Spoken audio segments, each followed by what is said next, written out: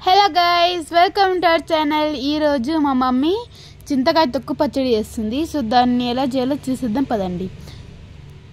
Onion, garlic, పచ్చిమిర్చి, tomatoes, జీలకర్ర, ఇంకా పల్లీలు అన్నమాట దీని ఇంగ్రీడియంట్స్. సో వీటన్నింటిని మనం పక్కన తీసుకుందాం.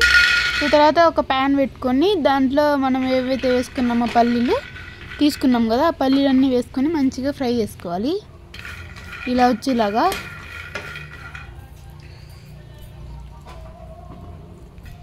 సో వీటిని వేరే ప్లేట్లోకి తీసుకుందాం.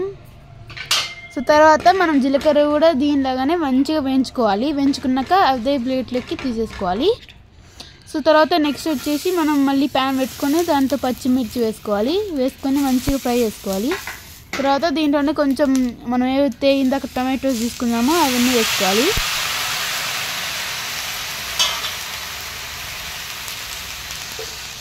తర్వాత వీటిని మంచిగా ఫ్రై చేసుకోవాలి. తర్వాత ఇందులోనే కొంచెం ఆయిల్ వేసుకోవాలి మంచిగా ఫ్రై కావడానికి.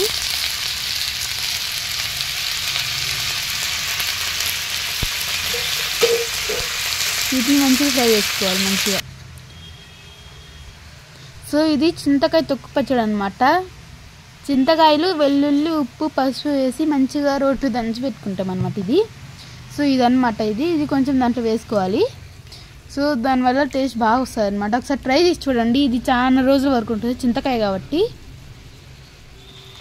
సో ఇది ఒక్కరో వేసుకొని మంచిగా కలుపుకోవాలి. మనం ఇందాక ఏవైతే ఫ్రై చేసుకున్నామో అవి ఒక జార్లోకి తీసుకోవాలి, మిక్సీ జార్లోకి.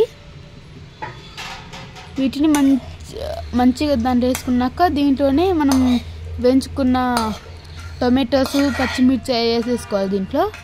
ఇందులోనే కొంచెం సాల్ట్ వేసుకోవాలి టేస్ట్కి సరిపడంగా.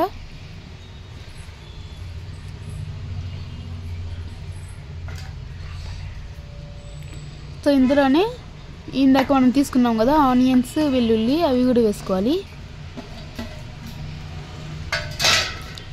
వేసుకొని మంచిగా గ్రైండ్ చేసుకోవాలన్నమాట. పచ్చగా పట్టుకోవాలి. సో టేస్ట్ బాగా వస్తుంది అన్నమాట. వీటిని పక్కకు తీసుకున్నాం. ఇక్కడ పోపు వేయట్లేదు, మీకు కావాలంటే వేసుకోవచ్చు. ఇంతేనండి మనం చేసుకున్న పచ్చడి. చాలా బాగుంటుంది. అన్నం, దోశలకి, దేనిలోకైనా బాగుంటుంది. సో మళ్ళీ కలుద్దాం. బాయ్.